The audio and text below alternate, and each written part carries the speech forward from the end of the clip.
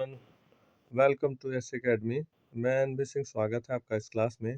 तो बच्चों, आज जो है ना इंग्लिश का एक पार्ट करने जा रहे हैं। ग्रामर का ही ये पार्ट है। गिवन कि ग्रामर या रीडिंग सेक्शन या किसी राइटिंग सेक्शन सभी में इसका इस्तेमाल होता है मोस्टली, ठीक है। लेकिन बहुत ज़्यादा प्रॉब्लम क्रिएट करता है। जैसे हम थोड़ा सा इंग्लिश में जोर डालते हैं, थोड़ा हमें समझ आता है, तो वहीं पे कन्फ्यूजन हो जाता है कि कहाँ पे के साइलेंट है, कहाँ पे पी साइलेंट है, कहाँ पे एस साइलेंट, ऐसे दिक्कतें आती है। तो ये सारी चीज़ों को जो है ना, इन प्रॉब्लम को, इन डाउट को क्लियर करने के लिए मैं आया हूँ। तो मैं एनबी सिंह, स्वागत है आपका इस क्लास में। अगर आप चैनल को पहली बार देख रहे हो तो इसको जो है ना ज़्यादा से ज़्यादा जो है ना लोगों के साथ शेयर करिए, लाइक करिए। साथ ही साथ जो है ना इसको जो है ना सब्सक्राइब करना ज़रूर जो है ना भूलें, ठीक है। सब्सक्राइब ज़रूर करें, क्योंकि जब तक आप सब्सक्राइब नहीं करेंगे, ठीक है, तब तक जो है ना कोई भी लेटेस्ट अपडेट होगा आपको पता नहीं लगेगा, ठीक है। तो चलिए स्टार्ट करते हैं, ठीक है। देखते हैं। देखिए, पहला टॉपिक है हमारा, ठीक है, कि के कहाँ साइलेंट होता है, ठीक है। अक्सर हम क्या करते हैं जब हम पढ़ते हैं, खासतौर से बेसिकली जब प्रोनाउंसिएशन करते हैं, रीडिंग करते हैं, तो के साइलेंट होता है। लेकिन हमें ये नहीं पता लगता कि कब ये साइलेंट होगा, कब नहीं होगा, ठीक है। जैसे नॉलेज होता है, ठीक है। तो नॉलेज में क्या होता है, हम लिखते तो हैं KNOWLEDGE, लेकिन पढ़ते हैं नॉलेज, ठीक है। वहाँ पे हमें कन्फ्यूजन हो जाता है, ठीक है। तो देखते हैं यहाँ पे, आप देखो, पहला रूल क्या कहता है कि किसी भी स्पेलिंग में, राइट, इंग्लिश के किसी भी स्पेलिंग में के बाद अगर एन आए और एन के बाद कोई भी वोवल आ जाता है, राइट। के बाद एन, एन के बाद कोई भी वोवल, जैसे KNO, क्या हो गया, यानी के बाद एन आ गया, ठीक है।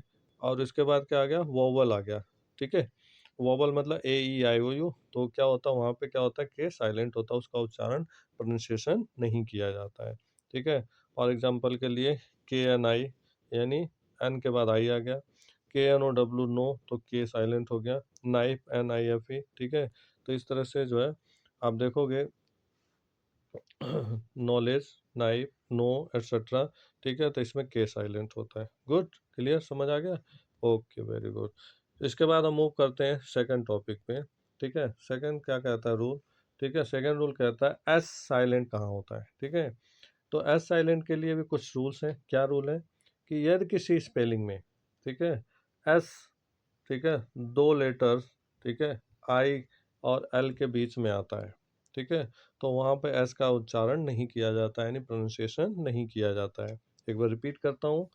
अगर किसी स्पेलिंग में, यानी इंग्लिश के स्पेलिंग में, एस यानी दो लेटर, कौन से दो लेटर, एक टी और एक एल के बीच आता है, ठीक है, तो वहाँ पे एस का यूज यानी प्रोनाउंसिएशन में नहीं किया जाता है। लाइक अब देखो यहाँ पे है आई और एल, ठीक है। तो यहाँ पे क्या, सॉरी, ये आई था, टी नहीं था, आई, ठीक है, और एल, ठीक है, तो आईलैंड हो गया। तो यहाँ पे एस का प्रोनाउंसिएशन नहीं करेंगे, ठीक है। इसी तरह से आईलेट, ISLET, ठीक है। इसी तरह से IL, ठीक है, ISLE, ठीक है। Clear, good. मूव करते हैं नेक्स्ट रूल पे, ठीक है। अब कहता है बी कहाँ साइलेंट होता है, ठीक है। तो जाहिर सी बात है, के का पता लग गया हमें कि के के बाद अगर एन आता है और वोवल आता है तो उसका के साइलेंट होता है, ठीक है। इसी तरह से एस के बारे में पता लग गया कि अगर आई और एल के बीच में आता है तो एस साइलेंट होता है, ठीक है। तो अब रूल नंबर थर्ड पढ़ते हैं। तो कहता है बी कहाँ साइलेंट होता है, अगर किसी वर्ड में बी जो होता है एम के बाद और जो ना आता है, तो बी क्या होता है, साइलेंट होता है। फॉर एग्जाम्पल के लिए बॉम्ब, ठीक है, तो ये लास्ट वाला बी हम नहीं वो करते हैं, ठीक है, हम बॉम्ब पढ़ते हैं। कॉम, ठीक है, तो कॉम जो ना बी साइलेंट हो जाता है। थम, ठीक है। तो इस तरह से, ठीक, अगर किसी वर्ड में बी, ठीक है, टी के पहले आता है तो भी वो बी क्या होता है, साइलेंट होता है। इसमें छोटे छोटे दो रूल हो गए, ठीक है। अगर जो ना पहला तो आपने पढ़ लिया, ठीक है, कि बी लास्ट में आता है यानी एम के बाद आता है तो हम नहीं करते। इसी तरह से अगर किसी वर्ड में, ठीक है ना, बी टी के पहले भी आ जाता है ना तो भी नहीं होते। लाइक जो ना, देखो यहाँ पे DEBT यानी टी के पहले भी आ गया, यहाँ पे DOUBT यहाँ भी आ गया, यहाँ DEBTO, ठीक है। तो डेटर पढ़ते हैं उसे। Clear, okay, very good.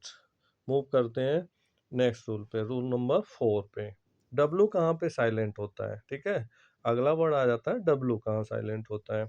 तो देखेंगे कि यदि किसी वर्ड के यानी किसी भी स्पेलिंग के शुरुआत के अगर जो ना डब्लू के बाद आर आ जाता है तो हम डब्लू का प्रोनाउंसिएशन नहीं करते, उच्चारण नहीं किया जाता है।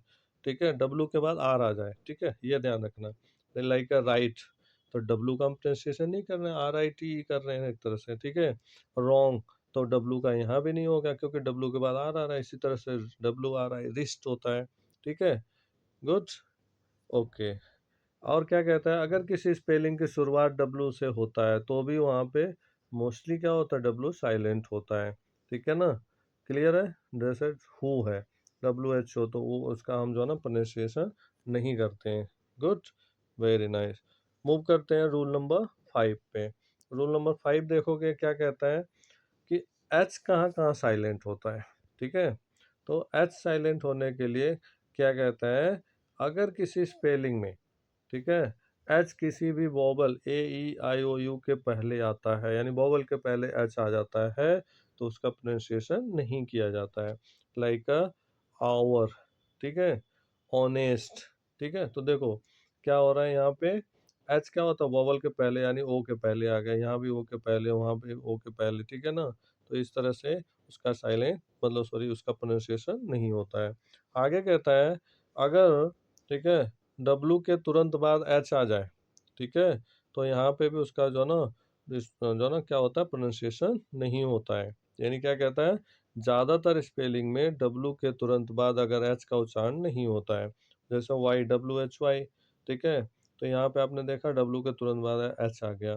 What, when, where, etcetera. ठीक है, तो ये छोटे से जो है ना, छोटे छोटे रूल थे। ठीक है, ये रूल अगर आपको समझ आ जाएगी, धीरे धीरे बेसिक ग्रामर और धीरे धीरे स्टेप बाय स्टेप मैंने अब कराना शुरू कर दिया।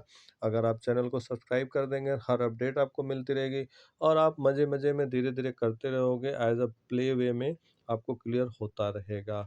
आपको कोई दिक्कत नहीं आएगी, ना रीडिंग में, ना राइटिंग में, ना ग्रामर सेक्शन में, किसी भी चीज़ में। ठीक है, तो वीडियो के अंत में मैं यही कहूँगा जो हमेशा कहता हूँ कि अच्छे से पढ़िए, मेहनत करिए। ठीक है, पेरेंट्स को फॉलो करिए, अपने टीचर के गाइडलाइंस को फॉलो करिए।